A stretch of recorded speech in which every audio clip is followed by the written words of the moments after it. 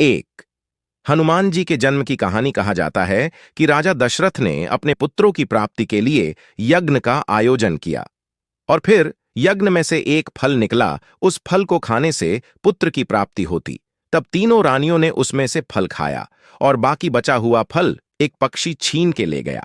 तब अंजना एक पर्वत पे टहलने निकली और पुत्र प्राप्ति की लालसा कर रही थी। तब वह पक्षी उस पर्वत पर फल फेंक के चला गया। तब वायुदेव ने उस फल को उठाकर अंजना को दे दिया और फिर शिवजी प्रकट हुए और उन्होंने अंजना को निर्देश दिया कि वह इस फल का उपभोग करे।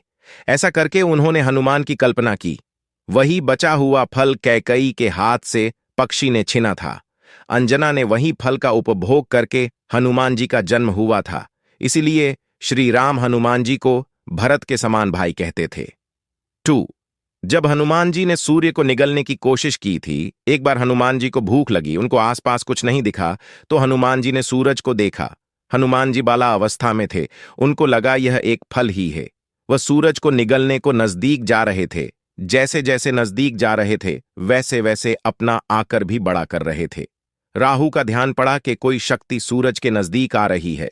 उन्होंने तुरंत इंद्रदेव से सहायता मांगी। तब इंद्रदेव ने हनुमान जी को रुकने को कहा। हनुमान जी कहाँ मानने वाले थे, तब इंद्र ने वज्र से हनुमान जी पर प्रहार कर दिया। हनुमान जी मूर्छित होकर नीचे गिर गए। ये बात हनुमान जी के पिता पवन देव को पता चली। पवन देव क्रोधित हो उठे। उन्होंने सृष्टि के वायु चक्र की गति को बंध दिया। अचानक से हवा रुक गई और जीवों का दम घुटने लगा। देवताओं को चिंता हुई कि इस प्रकार वायु के थम जाने से तीनों लोकों की गति रुक जाएगी। 3। हनुमान जी की शक्तियां संकट के समाधान के लिए सारे देवता जाकर पवन देव से इंद्र की किए की क्षमा मांगने लगे। उनको शांत करने के लिए सभी देवताओं ने अपनी अपनी शक्तियां और वरदान देने लगे। जैसे ब्रह्मा ने अमरता का वरदान दिया और कहा वे अपनी इच्छा से अपनी उपस्थिति बदल सकेंगे।